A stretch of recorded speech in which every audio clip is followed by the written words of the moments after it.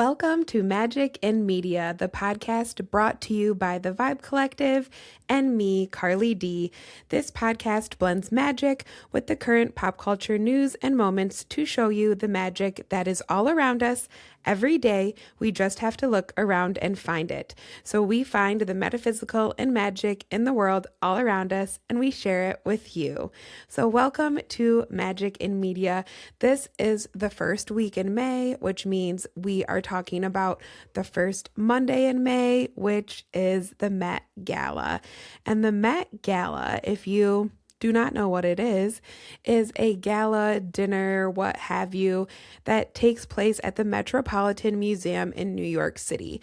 This museum is very iconic. It's known for Gossip Girl, lots of movies. They've had scenes. One that stands out specifically is the Ocean's 8 that was with women. The big heist takes place at the Met Gala. So that's a good way to see what the Metropolitan Museum looks like in that movie. But yeah, the Met Gala took place on Monday. So this yearly event follows a theme, and we have lots of celebrities, fashion designers, actors, actresses, musicians come together on this night to raise money, but also to celebrate fashion, essentially. This is very much like an Anna Wintour event. If you are a fashion person, you definitely know what the Met Gala is. But what we are going to talk about today is where we saw magic, of course, in the Met Gala. So which celebrities, which artists were wearing some, protective measures, protective crystals, had some solar plexus energy and sacral energy showing in their outfits.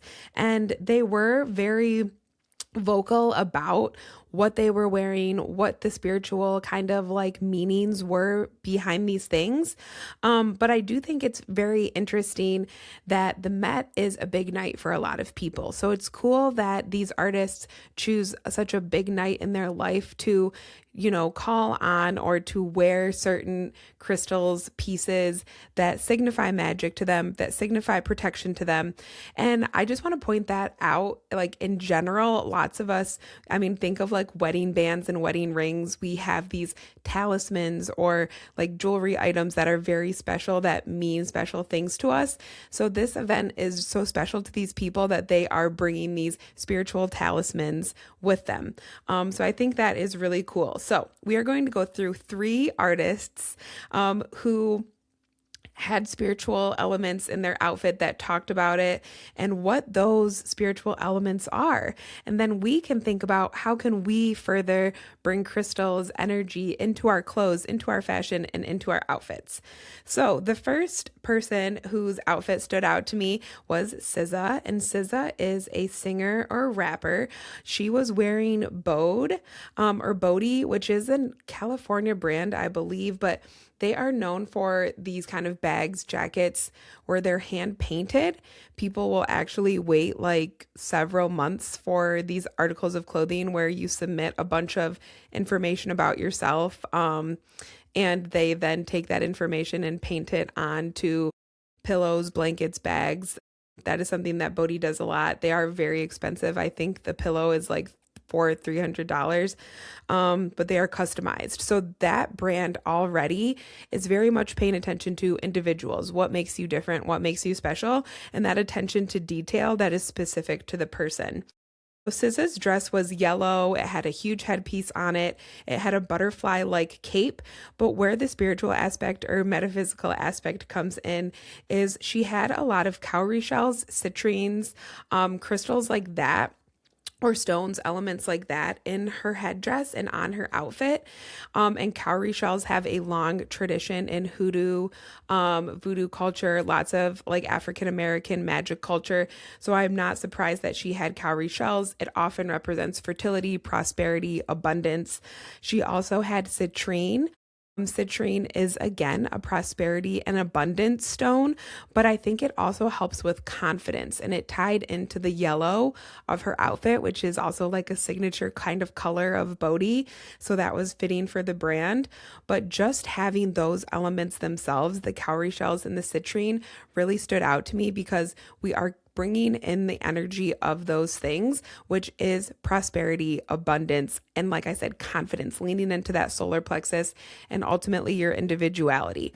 Also, like I said, there's some fertility aspect here with cowrie shells and things like that, which connects to your sacral chakra, and creativity is where your music and where your art is coming from. So I think a lot of this is just intertied for SZA. I know she's very spiritual as is, but for her, I would say this really just represents a lot of her continuing to make music, her continuing to find her individuality and a way to express herself. So I thought that was really cool. I loved her look. And she is a very spiritual being. She said that she sourced a lot of these supplies from eBay. So it was very original and had a lot of personalized energy, which is very citrine. Like I said, it connects to your solar plexus, which is where the identity, personality, self-confidence, self-esteem is held for an individual, that in that chakra. So I'm just feeling a lot of energy coming from her solar plexus with this outfit, but there's a lot of mysticism and a lot of energy in these elements that she brought in, the natural elements of the cowrie shells and the crystals, but as well as sourcing supplies that already exist from eBay. So while I feel some fashions are more just like a product that is being worn, which is totally fine, we can appreciate fashion in that way. But in this podcast, we're highlighting where we see the magic in the media. And I definitely saw and felt the magic in what SZA was wearing at the Met Gala. Like, I could literally feel the energy she was trying to portray with her look. And it did have that personality. Like, it literally is individuality, and what makes you you is the essence of what I feel her outfit was. Now, our second artist, sticking with musicians, we have one of my all-time favorites, Stevie Nicks. And this was actually her Met Gala debut. I'm pretty sure this was the first time she's ever gone to the Met Gala. And Stevie Nicks incorporated some magic with crystals as well. She wore a Tiffany & Co. Opal and 14 yellow gold necklace. She chose this beautiful crystal, and opal has a lot of magical lore about its powers and kind of some myths behind it. So the necklace Stevie Nicks wore was a 14 karat opal necklace. It had diamonds in it as well, and this was again from Tiffany & Co. Opal has a myth, or like a old tale, of it being bad luck for the wearer. And I've also heard that it can be bad luck to wear opal if it is not your birthstone. So if you weren't born in October, or if it wasn't gifted to you. So opal is the birthstone for the month of October. So that's why they say if you wear it and that's not your birth month, it can bring bad luck. Or if you are wearing an opal that was you bought yourself and not gifted, that could be bad luck as well. I do not believe in those bad luck myths associated with opal, but I do believe in the lore that opal holds magic and assists with creativity and intuition. So on that note of it being gifted and things like that, there is a lot of that same kind of myth around tarot decks, that you shouldn't buy yourself a tarot deck. It should be gifted to you when the time is right. Similar kind of energy with opal, right? You should only wear it if it's gifted to you. I think that's a lovely kind of idea, but in the year of 2026, we definitely have the resources and free will to buy our own tarot deck if we want to. Back when these myths and kind of traditions were started, you have to remember that things like were more taboo, like tarot. So it was more common for maybe a family member, an aunt or cousin to gift you a tarot deck, more because it was taboo. It was harder to find. Whereas now we can buy tarot decks online, in stores, all over. It's a lot more well known. So that's where I feel a lot of these myths, especially around tarot decks, comes from. Now, if you can get gifted a tarot deck, words today, then I think that's wonderful. I think it's a way to hold the energy of the person who gave it to you, especially if they were a family member or a mentor or a teacher. but I do not believe in any of these myths where things have to be gifted to you. I think in that way, we're kind of giving up our free will. So I encourage people to put the power back in their hands to use your free will. So if you want to lean more into the magic of Opal, which really is intuition, creativity, I see a lot of connection for me with dreams and Opal, and connecting to the magic in dreams using Opal. So if you want to use Opal, buy yourself some Opal. You do not have to wait for someone else to do it for you. But the two main things I use Opal for would be creativity and intuition. And I think for artists, especially like Stevie Nicks, she's a very intuitive artist. She has a very like witchy aura about her. This is very well known about her. I'm not surprised to see her wearing a very magical stone like Opal. But Opal has a sensitive crystal energy, I would say, because of how it's made, because of where it comes from. So it is an intense energy for some, something to pay attention to. But that was Stevie Nicks wearing Opal at the Met Gala, and it was a very magical night. She did a duet with Sabrina Carpenter. I would have loved to be there. So that was really cool. Now, our last celebrity we are going to talk about for the Met Gala is actually a comedian. So, jumping over to the world of comedy and SNL, Marcelo Hernandez. He has a comedy special on Netflix, I believe, as well. But he is Dominican. So he wore jewelry pieces from Cuban and Dominican jewelers. So he said he wore an angel de la guarda, so a guardian angel, an azabache, which is a stone for protection, and larimar, which is a Dominican stone. So the azabache, or Spanish jet, is a popular amulet in Latin America and Spanish culture used to protect against the mal de ojo, or the evil eye, as well as envy and negative energy. So this is primarily a small black stone, often set in gold or on a red string, and it is frequently gifted to babies but worn for safety by all ages. So the azabache is definitely a protection. Jet in general is a protective element. It's actually not a stone. Jet is like fossilized decay wood. So if you ever pick up a piece of jet, you'll notice it's actually very light because it is a mineral like from the earth, but it is not actually like a rock. It is fossilized, decayed wood. So Spanish jet, which is what is in this azabache, is used for protection. So overall, the spiritual meaning behind it is a protection amulet, shielding you against negative energy, envy, and bad luck. In Cuban tradition, it is rooted in the culture and is also a symbol of love and safety, which is why they would give it to babies to wear. And again, this is protecting from the mal de ojo, or the evil eye. And the evil eye is really just the idea of people sending negative energy to you, ill wishes, jealousy, envy, things like that. So very similar to how we wear evil eyes to protect ourselves. In a lot of, it's definitely come to like our Western culture. In this more Spanish Latin culture, they will use Spanish jet for protection and have their kind of own connection to a protection amulet. All different cultures, or lots of different cultures, I should say, have different things they use. The Greek evil eye is very commonly known, has definitely made its way to Western culture. And if you're Italian, you would wear like the little pepper necklace for protection. Catholicism and Christianity, really the cross is for protection. So we very often in our world have these protection amulets.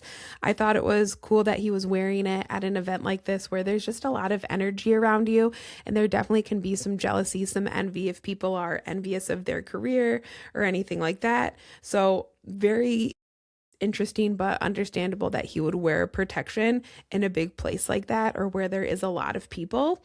And his Larimar stone, which is the stone of the Dominican Republic, actually comes from water. So you have to like dig Larimar out of the water to have it. So it has this beautiful blue color, and Larimar assists with communication and public speaking. So him being a comedian, you are quite literally public speaking for your work. It makes a lot of sense that he would use Larimar. for the spiritual element, as well as the fact that he is Dominican and it is the official crystal or stone of the Dominican Republic. But Larimar connects to the throat chakra, and it's very soothing and calming while assisting with your self-expression. So a mantra for Larimar that I found in my research could be, I am calm, I am balanced, I speak my truth with ease. So very fitting for someone who talks for a living, to have Larimar to be calm, to speak with ease, and have that balance. So I thought that was really interesting, and again, very fitting for Marcelo Hernandez.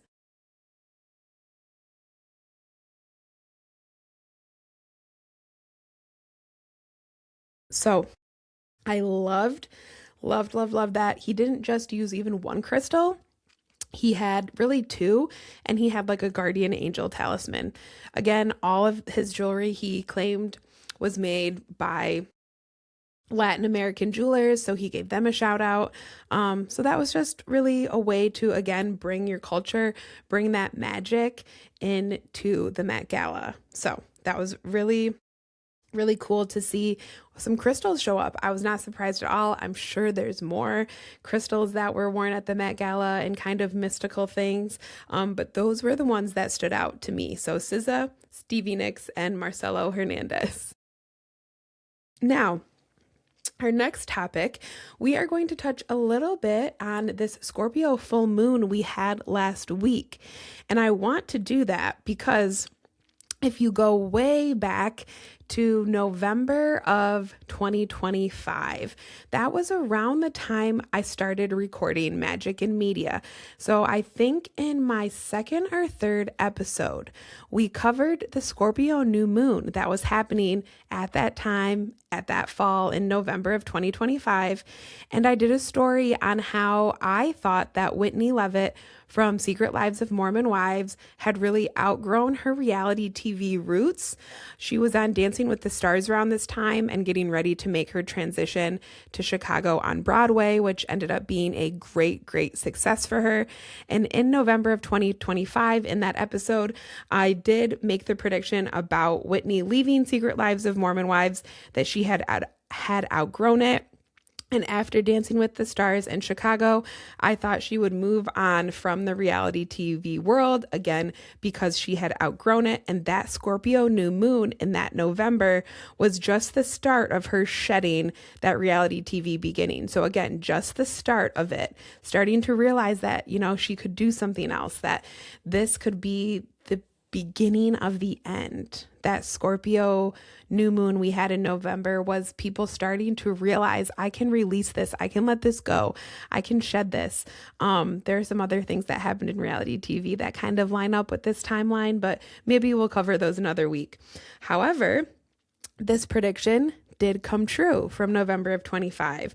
We did find that this was true because on the heels of the Scorpio full moon we had last week on May 1st, 2026, Whitney announced on Sunday during her final show on Chicago, so Sunday the 3rd, 2 days after that Scorpio full moon, that she would not be returning to Secret Lives of Mormon Wives. She actually broke script on the stage and announced it in one of her scenes. There's a part in Chicago where she's holding a newspaper and she goes, "Oh, what does it say there? Roxy Rocks Chicago." She paused and said, "Wait, what does this say?" And the conductor kind of played along with her. And she said, "It says Whitney Leavitt leaves Secret Lives of Mormon Wives." And the crowd erupted. So she even announced it during her last Broadway show that she was leaving Secret Lives of Mormon Wives. Now, what's cool about all this is that these moons were connected. This Scorpio new moon that we had in the fall of November 2025, when I made that initial prediction of her getting ready to leave reality TV, is connected to the Scorpio full moon we had May 1st. And it came to full fruition, right? We saw that new moon work its magic all through these last couple months until we got that Scorpio full moon this past week in May. And she literally fully announced, like, I am shedding it. I am shedding that part of me and moving on from that reality TV beginning that she had. Now, she may go on to have her own reality TV show, but the beginning she had on that show of Secret Lives of Mormon Wives is really done. She has outgrown it. She is ready to move on to the next thing. So it is always very cool to see your predictions come true.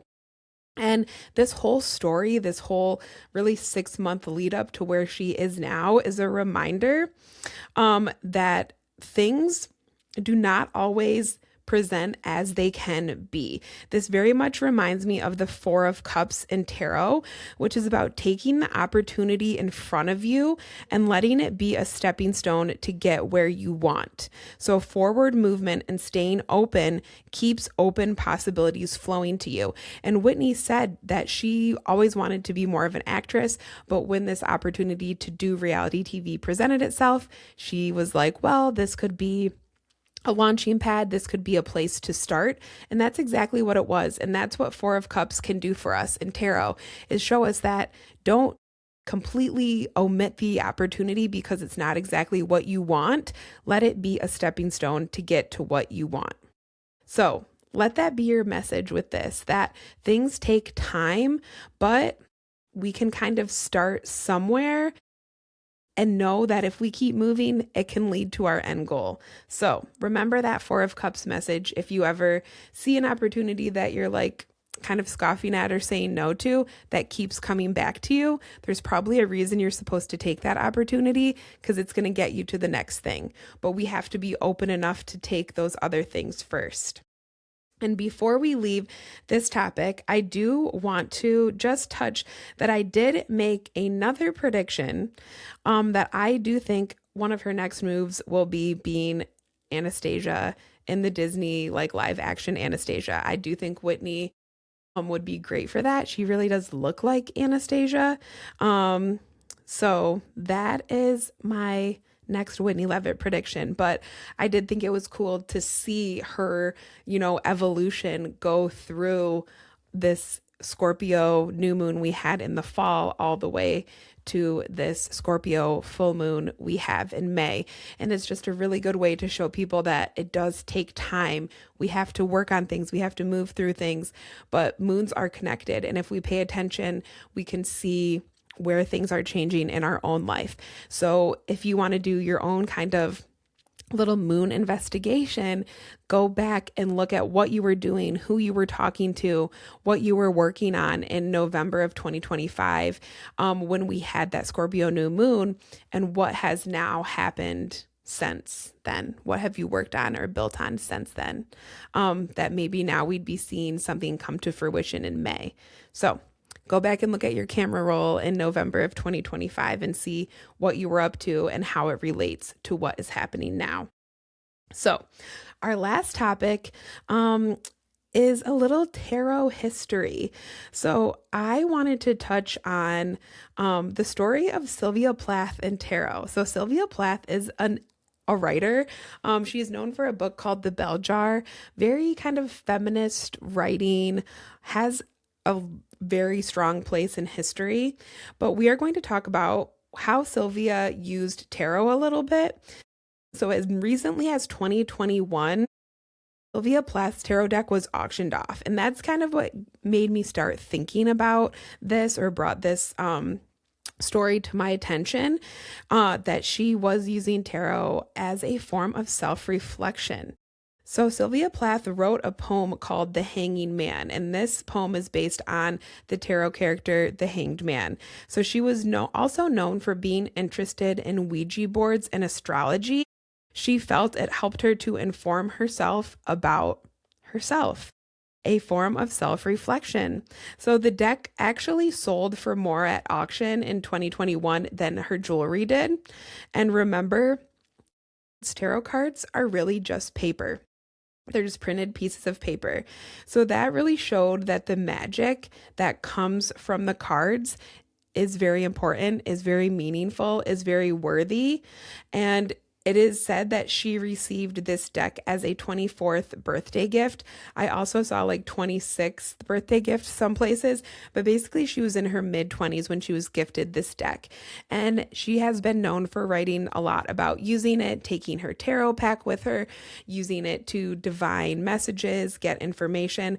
But what really stands out to me is, again, that act of self-reflection, that she saw a tarot deck as a way of finding more information about herself.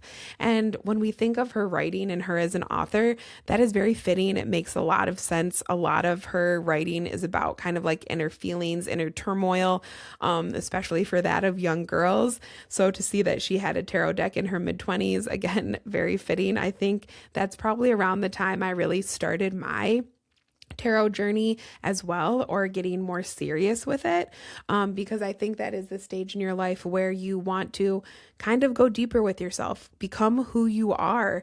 And tarot can be a great way to, as Sylvia Plath thought, find more out about yourself, to do more research on yourself. So if you are wanting to reflect a little more, do some more research on yourself, you can definitely book a reading with the Vibe Collective. It can give you insight from another person who understands the cards, can read the cards, or you can buy your own deck and just start pulling cards and seeing what they mean and what those messages can mean for you. But if it was good enough for Sylvia Plath back in the day, I would say tarot is good enough for that form of self-reflection now. There is some alleged rumors on the internet that it was Courtney Love who bought her tarot deck, but I cannot confirm that online. It just says on the Sotheby's website that it was an anonymous buyer. So I couldn't find complete confirmation that it was Courtney Love who bought Sylvia Plath's tarot deck. But I do think that is a really cool thing if she did. And how magical would it be to use those cards? And again, I just want to bring up that it is what we put into those cards that make them magical, that make them mean something. Without the meaning and magic behind them, they are just printed pieces of paper. So her tarot deck, her pieces of printed paper selling for more than actual like metal and jewelry, means a lot, I feel, to the tarot world, of just how important the art of self-reflection and looking inward is, especially to an artist. It's more important than even material things. And I think in a lot of ways, Sylvia Plath would agree with that. You know, the journey with ourselves and within is more important than material things. So think about that. Something to definitely, stew on, of how can I better get to know myself? And I think that that helps us to become better versions of ourselves. So a little history, a little lore of Sylvia Plath and her love of tarot. And yeah, that as recently as 2021, her tarot deck was being auctioned off. Who knows, maybe there are other artists and celebrities out there who we may be seeing more mystical pieces from. So we'll definitely keep our eyes open for that. But thank you for joining me the first week of May for our Met Gala recap and touching on the other magical things happening around us. I will be back very excited for Gemini season. We will be covering that soon as well. So thank you so much for listening to Magic in Media, the podcast Let's try that again. Thank you very much for listening to Magic in Media, the podcast brought to you by the Vibe Collective. And as always, find the magic in your own life.